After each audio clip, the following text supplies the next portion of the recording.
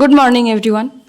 তো 2024-এ যারা pass out হয়েছে এএনএম ট্রেনিং করার পর তাদের নিয়ে আমি কিছু গুরুত্বপূর্ণ কথা বলতে চলেছি। তোমাদের জয়নিং প্রসেস এখনও কেন হচ্ছে না, কি কারণের জন্য জয়নিং প্রসেস এত লেট করছে, অথচ আমরা 2021-23-এর ব্যাচ মাত্র 2 মাসের পরেই আমরা জয়েন করে নিয়েছি।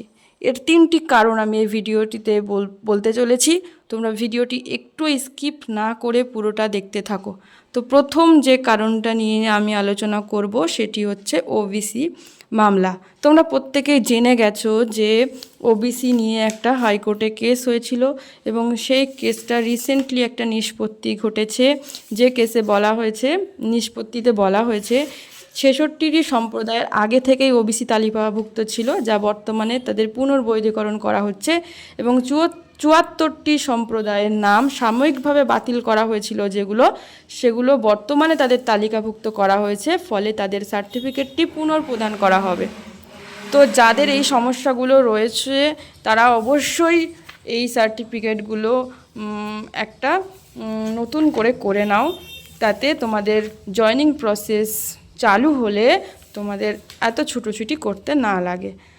সুতরাং তোমরা বুঝতে পারছো প্রথম যে কারণটি ছিল সেটি হচ্ছে ওবিসি। আমি আমার ব্লকে কথা বলেছি এবং যেটা কথা বলে জানতে পারলাম যে স্বাস্থ্য দপ্তর থেকে জানানো হয়েছে যে ওবিসি কেসটা মিটলেই তোমাদের রিক্রুটমেন্ট প্রসেস চালু করা হবে। দ্বিতীয় নম্বর যে পয়েন্ট নিয়ে আমি আলোচনা করব সেটি হচ্ছে এএনএম ট্রান্সফার। প্রত্যেকেই জানো যে এএনএম যে জব, সে জবে কিন্তু ট্রান্সফার করা যায়, এবং এএনএম পোস্টিং যে কাছাকাছি পড়ে এরকমও কোনো কথা নয়। আমাদের ব্যাচের মেয়েরা কিন্তু অনেক দূরে দূরে পোস্টিং পেয়েছে। আমি কিন্তু পেয়েছি পোস্টিং একেবারে বাড়ির কাছে, মাত্র 2 মিনিটের হাঁটা পথ। আমি কিভাবে এত কাছাকাছি পোস্টিং পেলাম, এটা যদি তোমাদের জানতে ইচ্ছা হয়, আগ্রহ থাকে, অবশ্যই তোমরা কমেন্ট বক্সে কমেন্ট করে জানাবে, তাহলে আমি তোমাদের ডিটেলসে জানাবো। তো 2 নম্বর পয়েন্টের কথা আমি আলোচনা করছিলাম যে ট্রান্সফার। তো মিউচুয়াল ট্রান্সফার বা নর্মাল ট্রান্সফার বলো, সেটা কিন্তু প্রসেস অলরেডি কমপ্লিট হয়ে গেছে।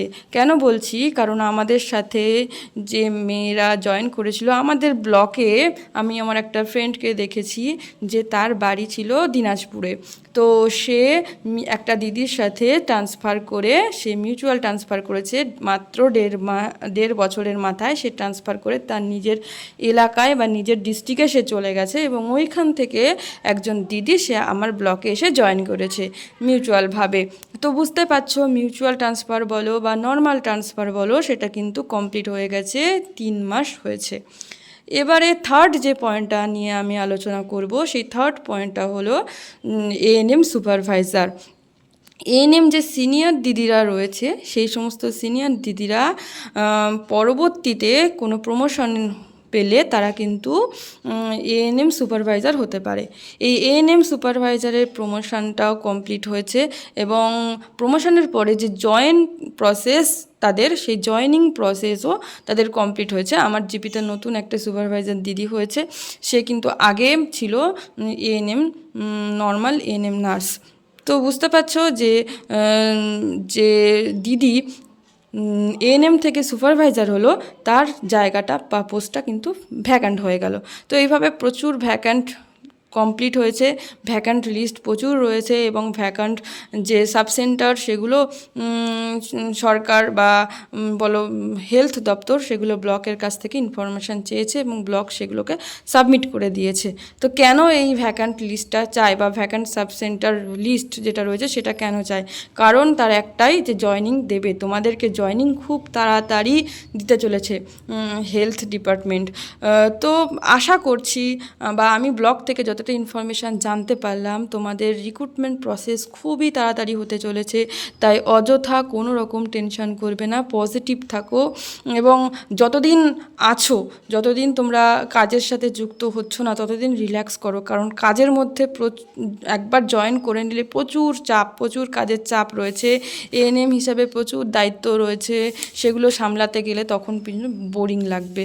তো যতটা পারো নিজেকে মোটিভেট করো, যতটা পারো নিজেকে পজিটিভ রাখার চেষ্টা করো। আর একটা জিনিস যেটা বলবো, যত তাড়াতাড়ি সম্ভব তোমরা এই ওবিসি সার্টিফিকেট বা যে এসসি এসটি যে সার্টিফিকেট রয়েছে, ইডব্লিউএস সার্টিফিকেট যেগুলো রয়েছে, যার যেগুলোতে প্রবলেম রয়েছে সার্টিফিকেটে, আধার কার্ডের প্রবলেম বা বার্থ সার্টিফিকেটের প্রবলেম বা বাবার নামের প্রবলেম, যার যে প্রবলেম রয়েছে সেগুলো অবশ্যই কারেকশান তাড়াতাড়ি করে নাও।